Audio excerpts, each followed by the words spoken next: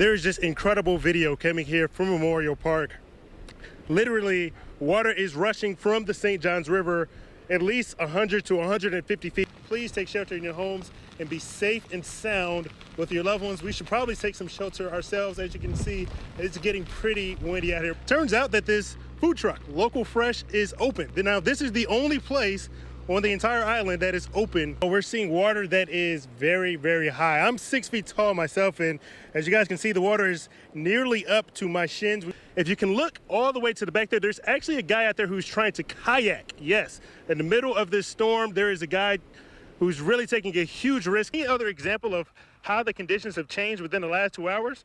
At about 12 o'clock or 12:30 when we got out here, this was a working umbrella. Now, as you can see, yeah, it's not much use for it at all. The conditions are getting stronger by the minute. We're experiencing heavy bands of rain. We are just outside of a bridge that leads to Amelia Island. We were waiting to see when this bridge was going to be closed. We have a couple of Nassau County police officers who are parked just behind us, and once they reach sustained winds of up to 40 miles per hour, they will close the bridge that leads to Amelia Island. People are hungry and tired of being in the house, which they've been in for hours upon hours. We were kind of driving down in Riverside trying to find anything that was open. We saw a steakhouse that was open earlier, as well as a Chinese food restaurant. But then we found our way to Choban Gyro. Now, they opened up this morning at about 10 o'clock or so. They only planned to sell coffee for a couple of hours because of course, the Starbucks and many other the businesses in this Riverside area were closed. But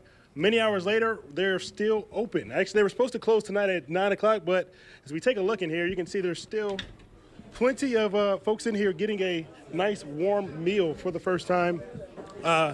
This was just, just the look on everybody's face when they were able to finally find something that was open. People were just walking up, hey, are they open? Are they open?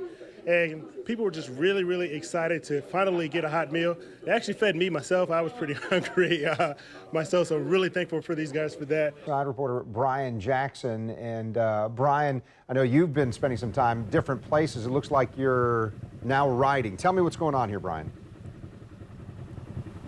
Yeah, I got a nice ride from my new friend Brandon Denmark. How you doing today, Brandon? Good. How are you? He is a Jacksonville native. Decided to bring out his ATV and just kind of wanted to show us exactly how things are looking in Riverside.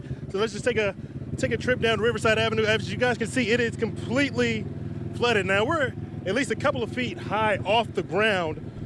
Brandon was kind enough to give us a ride. There are a couple cars that are stuck in different areas. I'm sure our photographer Kevin can see there's a car directly down Riverside Avenue that's gotten stuck. A couple of cars have tried to make their way down Riverside Avenue. Obviously, they were not able to do so because this water is absolutely too high. So, Brandon, what made you decide to bring your ATV of all things out here today? I think we were looking for a little bit of fun, but still wanted to have the chance to help people. And that's exactly what we got. Now, how did all of this flooding, you're from the Jacksonville area, have you ever seen any flooding like this, or how did this flooding compare to how you thought the damage that Hurricane Irma might do? It blew my mind. I wasn't expecting houses to flood, everything like Riverside, San Marco, the beach, and a few other areas I've heard of. And I'm glad people took it seriously. Thank you so much. Brian Jackson reporting for us live from Riverside. And yeah, he's one of our sports guys, but all hands on deck.